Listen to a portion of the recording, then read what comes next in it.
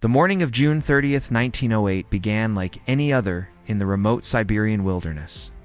The sun had barely risen over the endless taiga, and a cool mist clung to the larch trees.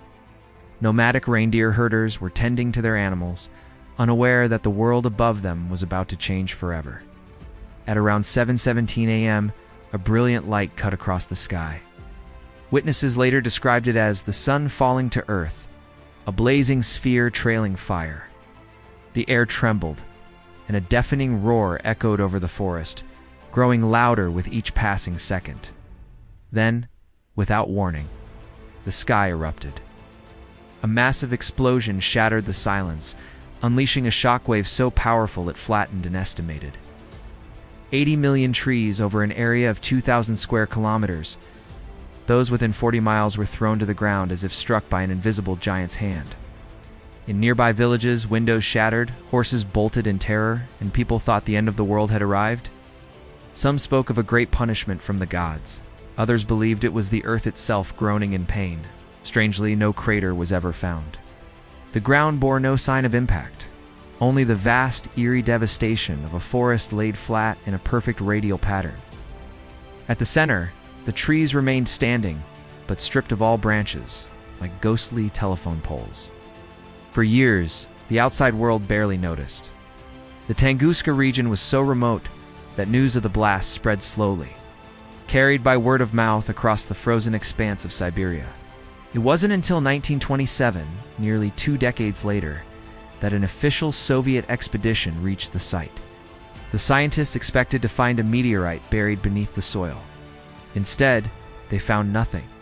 No rock, no debris, no trace of a solid object. Theories began to swirl, each stranger than the last. Some claimed it was a comet, an icy visitor from the far reaches of the solar system that had disintegrated in the atmosphere. Others believed it was a chunk of antimatter, colliding with Earth in a burst of pure energy. And then there were those who whispered of alien ships exploding high above the forest. What baffled researchers further was the sheer energy released. Modern calculations suggest the blast was equivalent to 10 to 15 megatons of TNT, nearly 1,000 times more powerful than the atomic bomb dropped on Hiroshima. Yet no human deaths were officially recorded, though local accounts spoke of people being burned, blinded, or dying later from mysterious ailments. The sky, witnesses said, glowed eerily for nights afterward. Across Europe and Asia, people reported strange orange and silver clouds, so bright that in London, one could read a newspaper at midnight without a lamp. Scientists now think this was caused by high-altitude ice crystals scattering sunlight after the explosion.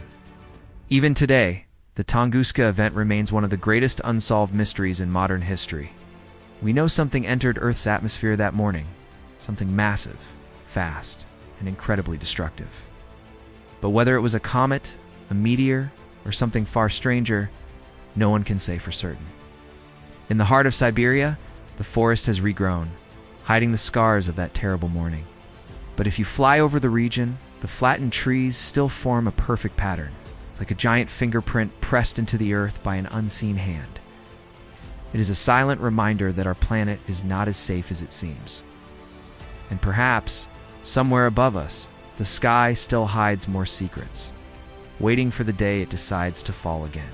Like, subscribe, and join us again, because history remembers the flames long after the fire is gone.